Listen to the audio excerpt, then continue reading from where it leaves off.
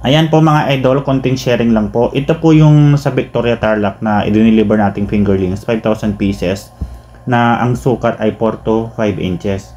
Yan ang good news, wala pa siyang 3 months pero may mga maka-harvest na po sila. Yun. Ayun po yun sa update ng ating customer po dyan sa Tarlac Victoria na si Sir Joel, isa pong OFW. So bali mga nag-aalaga po dito sa kanilang isda ay asawa nila at saka yung tatay nung asawa nila, tapos may isa silang tauhan na tagabantay. So ang naging turo po namin sa kanila dito, yan 5 meter diameter yung binili nila sa atin na trapal, 2 piraso po yun. Siyempre, bakit laging 2 piraso? Kasi after 30 days kailangan talaga mag-sorting kayo, kasi kung hindi po kayo mag-sorting, magkakaroon ng cannibalism or yun, kakainin yung kapwa niya isda. At saka magsisiksika na yan dyan kasi sobrang dami ng 5,000 sa isang 5 meter diameter. Yun. And ang pinakain nilang una dyan na feeds yan, baka tatanungin nila, ay naglagay po kami dyan ng P2. So sa unang araw ay P2 muna. I think nasa 2, kung di ko nakakamali, 2 sacks yung ipinlagay. Tapos after nyung pre-starter agad, and then after 30 days nag-starter na rin sila. And then nag-sorting. And yung probiotics po, ang pinaka procedure na ginagawa namin dyan, isang timba.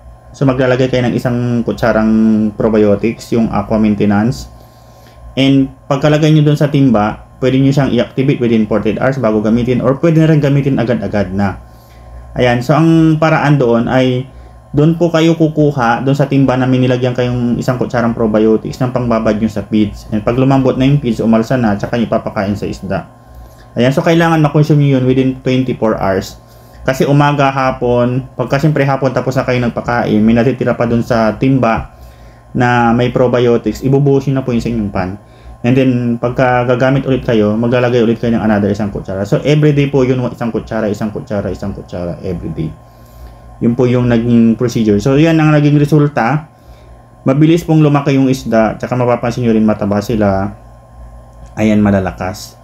And pagdating naman sa tubig, ang gagawin nyo lang po ay kailangan nyo lang talagang magtapon everyday. Kasi siyempre may tae sila, tsaka yung mga hindi nauubos na feeds, nagiging dumi sa pan. So kaya may center, yung sa center yung drain, kasi doon mapupunta lahat yung mga dumi. So pagkabukas nyo yun, mahihigop, palabas yung mga, number 1 na mahihigop yun yung mga dumi. Mapapansin nyo naman, malinis yung tubig na lalabas, biglang didilim, and mapapalitan ulit ng malinaw na tubig. Tsaka nyo na siya isasara. Yung pagpapalit ng tubig, hindi na masyadong kailangan din dyan kasi may probiotics naman. So kahit hindi kayo magpalit ng tubig, magbabawas lang. Ayan, para maitapon yung mga waste. Ganun yung procedure dyan sa circular trapal.